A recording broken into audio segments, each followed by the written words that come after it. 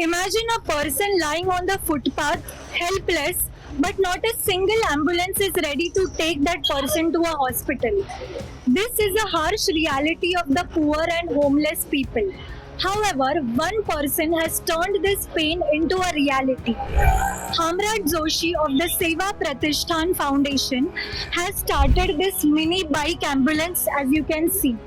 This mini bike ambulance is for the homeless and the underprivileged section. This is not just an ambulance but a lifeline for the many people. Sir क्या बताना चाहोगे, ये जो initiative है ये कब से आपने स्टार्ट किया है? सबसे पहले तो मैं अपना परिचय देना चाहता हूँ। मेरा नाम है हमराज जोशी और मैं संस्था का संस्थापक हूँ, अध्यक्ष हूँ पुकार सेवा प्रतिष्ठान। और मैं गए 15-16 सालों से ये फील्ड में मैं सोशल वर्क करके पहला करता था। आज अभी मैं लीगली इन लोगों के ऊपर सेवा करता हूँ और सेवा ये मानव सेवा है, ईश्वर सेवा है। अगर आज मैं उनका शुक्रिया अदा करता हूँ जिस मैडम ने हमको कॉल करके बताया कि ऐसे ऐसे रुग्ण इस बहुत गंदी हालत में पड़े हैं, तो हमने उनको बोला कि हमको सिर्फ आधा घंटा तो हम वहाँ पे पहुँचते हैं और उनकी प्रभु की सेवा करते हैं। हम तुरंत यहाँ पे आए हैं। सर ये कब से स्टार्ट किया है आपने और कितने ऐसे एम्बुलेंसेस है? फिलहाल तो हमारे पास एक ही है। अभी एक ही है तो ये ज्यादा लंबा तो नहीं जा सकता। जैसे 15 किलोमीटर और 10 किलोमीटर के अंदर भी ये गाड़ी चलाते हैं इमरजेंसी के लिए। जहाँ पे बड़ी एम्बुलेंस नहीं जा सकती वहाँ पे छोटी एम्बुलेंस जाती है। कोई छोटी गली हो या फिर कोई चाल हो, बड़े बड़े छोटे छोटे चालों में बड़ी गाड़ी जा नहीं सकते, वहाँ पे छोटी एम्बुलेंस जाती है। वहाँ पे तो बहुत फायदे से ये छोटी एम्बुलेंस। सर इसमें क्या मेडिकल किट्स कौन से फैसिलिटीज क्या है उसके बारे में? तो ऑक्सीजन का बाटला भी रखा है हमने, पर वो पेशेंट कैसा उस तरीके से हम लोग तैयारी करके आते हैं। अभी पेशेंट नॉर्मल है पर बहुत गंदी हालत में, ऑक्सीजन की जरूरत नहीं, इसलिए हमने बाटला नहीं लगाया है। नॉर्मल उसका अभी सब सारा पूरा मेडिकल किट लेके आए, डेटॉल से लेके साबुन, कपड़ा और जैसा है उसको सेविंग करने के लिए दाढ़ी बीड़ी का सामान सब बहुत गंदी हालत में। इसके लिए हम लोग जो चीज लगती है सेफ्टी के लिए, उनको जो इन्फेक्शन हुआ वो इन्फेक्शन निकालने के लिए नॉर्मल हमने डेटॉल और कुछ और ये लेके आए, हैंड ग्लोव्स बोलो, कपड़ा उसका चेंज करने के लिए कुछ दवा है।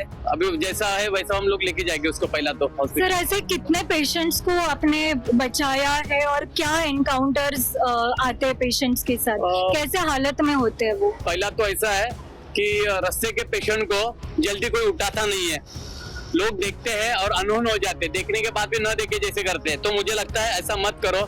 कभी कभी ऐसा भी सोचो कि अपने घर का भी हो सकता है, कोई रिलेटिव वाला भी हो सकता है। तो मैं लोगों को यही विनती करता हूँ कि चलो ठीक है, आपको नहीं उठाना मत उठाओ, पर आपका एक फोन किसी की जान बचा सकती है।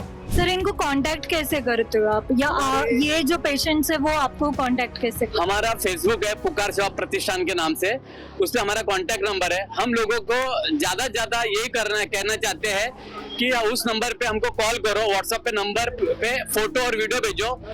जैसा फोटो वीडियो आएगा उसके बाद में हम लोग को तैयारी करते हैं कि पेशेंट को क्या चाहिए, वो किस हालत में, उस हालत के हिसाब से हम लोग फिर तैयारी करके सब सामान लेके आते साथ में। अगर कोई पेशेंट बहुत ही क्रिटिकल कंडीशन में हो, कोई डेथ के स्टेज में हो, तो फिर हम लोग क्या करते हैं, फिर बड़ा एम्बुलेंस लेके आते हैं, क्योंकि उसको टाइम बहुत जरूरी रहता है। उस समय फिर हमारा बड़ा एम्बुलेंस है जो BYK कंपनी का मैं धन्यवाद करता हूँ कि उन्होंने हमको स्पॉन्सर की वो गाड़ी, और उनके वो गाड़ी से मैंने बहुत लोगों की जान बची है। इससे तो जब ये 2022 में हमने गाड़ी लिया, 23 से लेके अभी 25, ये 25 से लेके अभी तक ये गाड़ी ने 30 से 35 लोगों की जान बचाई है, बेघर लोगों की। और सर हेल्थ केयर सिस्टम के बारे में क्या कहना चाहोगे, क्योंकि नॉर्मल एम्बुलेंसेस? डॉक्टरों को और गवर्नमेंट को यही करता हूँ कि जैसा भी कोई हॉस्पिटल में कोई रुग्ण बेघर आता है ना, तो उसको थोड़ा सुविधा अच्छे से करना चाहिए। क्योंकि अब बेघर जब कोई जाता है ना हॉस्पिटल में तो उसको देखते नहीं है, उसको एकदम हारुल करते हैं। जब हम जाते हैं तो ठीक है वो लोग करते हैं, जब हम लोग थोड़ा निकल जाए बाहर तो गरीब लोगों को नहीं देखते जल्दी, इतना जैसा चाहिए ट्रीटमेंट वैसा मिलता नहीं है, कभी कभी डेथ हो जाती है। We are here at the Mulund West area. As you can see, a homeless person is lying over here, lying on the footpath, and now he is in a very critical condition. All the cleaning efforts are being taken place.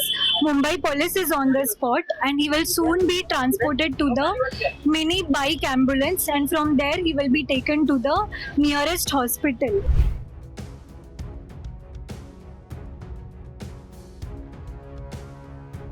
मैं अल्पा राजेश बोरकर यहाँ पे सामने मेरा office है।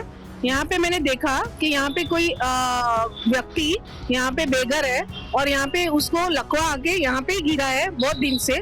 फिर मुझे दिखा तो फिर बाद में मालूम पड़ा कि पुकार सेवा प्रतिष्ठान वो इनकी सेवा करते हैं, तो मैंने उनको ताबड़तोड़ फोन किया। और सर अभी आप यहाँ पे आए हो तो इनका नाम और इनको क्या डिसीज हुआ है? इनके एक तो बेड रेस्ट होने की वजह से पीछे पूरा सीट और पैर में पूरा जख्म हो गया है और इनका नाम है पारदेश बिराडे ये नाम है उनका। पांडुप में रहने के लिए महाराष्ट्र नगर। तो अभी तो सबसे पहले हम लोग इसके इलाज के लिए पहला भागदौड़ करेंगे। अच्छा होने के बाद में हम लोग इनका घर का एड्रेस निकालेंगे।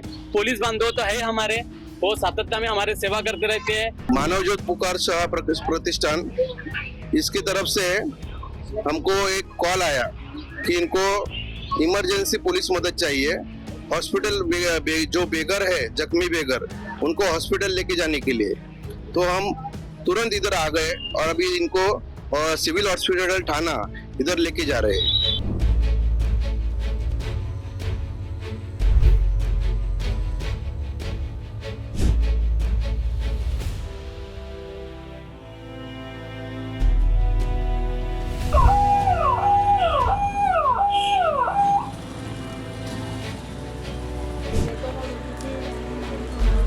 उठू शकते नाही आता पोलिसांनी काढलं आहे पांडुपचा आहे।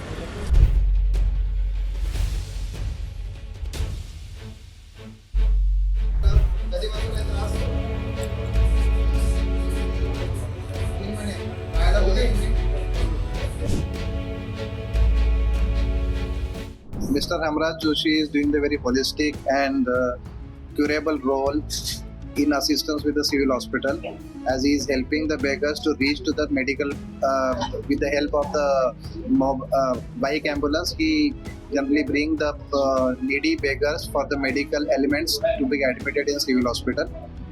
And this has been since I have seen this type of incident and assisted by Mr. Hemraj and with the association of the civil hospital since long time. So what kind of treatment is given to such patients and how critical these diseases are? Generally, beggars are generally suffering from malnutrition, anorexia, and generalized weakness. These are the basic standard whatever we get. But if they are lying down beside the road for so many days, as they are homeless, no one is taking care of that. They might be get infection from the skin diseases and other sort of diseases. And if they get met with any road traffic accident, they might need the orthopedic intervention for their further treatment.